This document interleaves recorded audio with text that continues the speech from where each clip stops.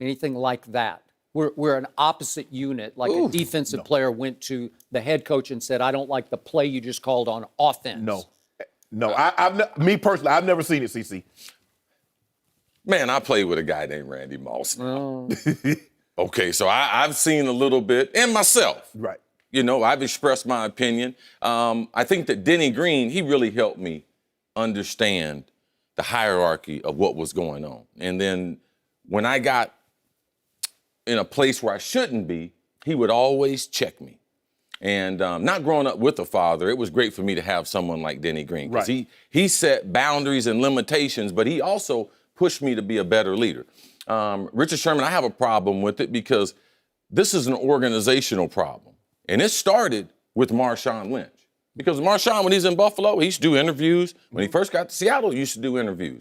But what they allowed them to do to the PR director, communications director for that team over that period of time, and it really blew up at the Super Bowl. But that's the normal behavior that they had in Seattle and Marshawn Lynch, you know, and how they treated the media. Now, myself, I felt like I had a good relationship with the media. Right. But let me tell you when I found out I didn't have a good relationship. That was when I was on the Hall of Fame ballot. Because all of a sudden I started hearing this snickering, oh, he might not have a good. Now, I was number 2 in receptions, number 2 in touchdowns, and I waited 5 years to get this ring right here. Now, why is this ring relevant? Because Richard Sherman, that media, you're going to need them one day. I know you're a superstar right now. I know you're making a lot of money. But one day, all your notes for your career going to be laid out on the table, and these 44 men and women... They're up to that. It's 2 more voting now. Okay, 40. Okay, so they're gonna judge your accomplishments. So this is bigger than an interview. The interview is just basic professionalism. You're here, Joy, to do a job. I'm here to help you do your job. If I don't want to help you do your job, the thing is say no comment. All right? Now, that's what he needs to be able to do. Now, Richard is on a slippery slope.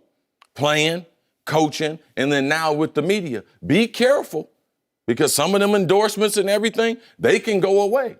And if Seattle doesn't win, say if Earl stops playing, the relevance of Seattle becomes less than it has been the last 5 years. Skip. Okay, back to one point you made from a media perspective. Obviously, I did this and still do this job for a long time. So, do we want the Hall of Fame committee to be a popularity contest? Because you're saying you had a good relationship with the media, but don't you want them then to be objective about whether you belong or don't belong in the Hall of Fame? It's not just on how good. Of course you want them to be objective. Of course. Yeah, that's all. Yes. Okay. And just because you built up a lot of goodwill, because you did a lot of interviews and you helped a lot of reporters. But Skip. Right? No, I did my job. Okay. No, I did my job. I didn't create goodwill. I did my job. I didn't feel like I had a great relationship. I had a very functional working relationship with them. Yes. Okay. Skip. I think you had a great relationship. I did, but because here's the thing, Skip. I was a 7th round draft pick, so anytime somebody wanted to talk to me, because I thought it was great that somebody here is a 7th round pick that didn't started out on special teams, and someone was actually wanting to talk to me. It was also part of your nature. You're more out. Yes. Not that you're not my brother. Yeah, he'll talk to this cup. Yes. That is correct. but you know what, Skip? Let me tell you what Cris is saying. Those 44 to 48 men and women, they're human beings. They are. You cross somebody, and they ask. That's true. I agree. You ask them to put that personal feeling aside, but they are human beings. There's also an allegiance. Yeah. There's also an allegiance. Because you know they're gonna say, okay, who's on the ballot this year? Okay, oh, you. Yeah, you remember that time he said, you know what? Or you hit me on the head with the basketball. Why didn't T.O. get in last year? That's it. What other reason? None. What other reason? Well, but those are valid reasons. No, you can't make it personal. You just said It's it. not personal. No, it's not personal with T.O. I mean, would you tear apart 3 different football teams that all predicted to be playoff Super Bowl teams? I mean, playoff teams? Yeah, that was the extra. Richard hadn't been involved in that. He is a great team player, but yes, that was put on, with all his stats, that was put on the table too. Hey, okay, let me ask you one more thing, Skip, and I'm going to let you take it over. All the teams that T.O. left, how were they after he left? How was San Francisco after he left? How was Dallas after he left? How was Philly after he left? He left them in ruins. That's what happened. One man. He did. He was a dynamo. He was a force in a locker room unlike any I have ever covered. He That's could true. split a team apart, offense versus defense, unlike any human I've ever seen in a locker room. I thought we were talking about T.O. I didn't know he was talking about Napoleon. I didn't know he was talking about Genghis Khan. I mean, you talk about he left a team. Think about what he said, CC. He's saying one man was so Divisive.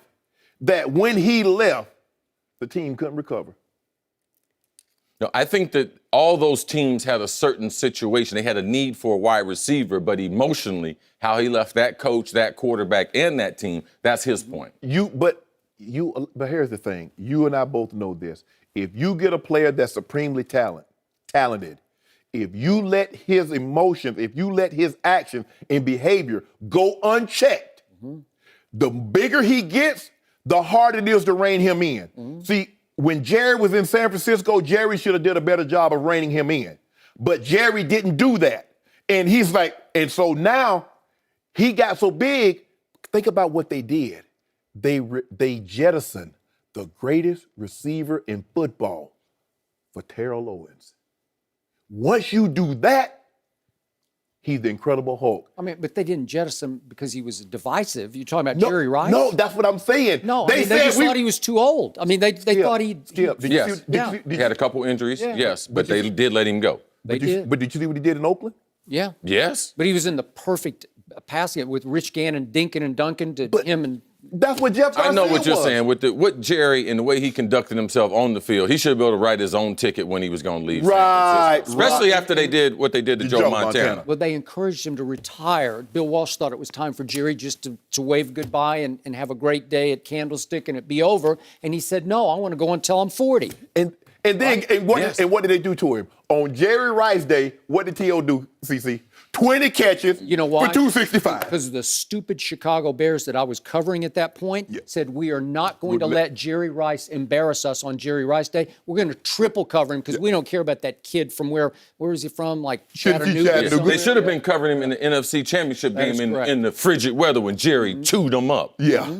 So now, okay, on Jerry Rice Day, I get 20 catches. They moved on from Jerry because they realized what we have in me. Skip, there's nothing you can do now because he got the jettison and he had 20 catches on his day. Okay. Right. I'm not saying they're the same. No. T.O. is a great example. Yes. But just Richard Sherman, just be careful because you're on a slippery slope and there is going to be a need for the media. People have talked about you want to work in the media. That's going to be an interesting transition. It would be. That's going to be an Allow me interesting. to conclude this by saying I was surprised and impressed that Richard backed off and apologized because that was new from Richard. I'd not seen that kind of reaction or behavior from Richard. So that was redeeming value here.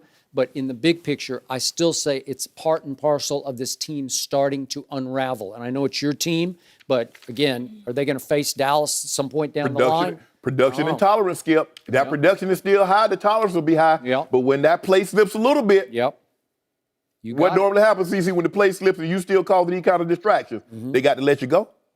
Well, I imagine that someone told Richard Sherman what he did was extremely out of line. It's one thing. The Richard of the previous 3 years would have said, yeah, you know what you can do with that. I'm not going to back off and apologize. He's a smart guy. He's a smart guy. That's What he yes. did was threaten someone's job, and he doesn't have the authority to do that. It's incredibly dismissive and But for him to disrespectful. think he has the authority, that's what's amazing. We have to imagine he was speaking from an emotional place. So.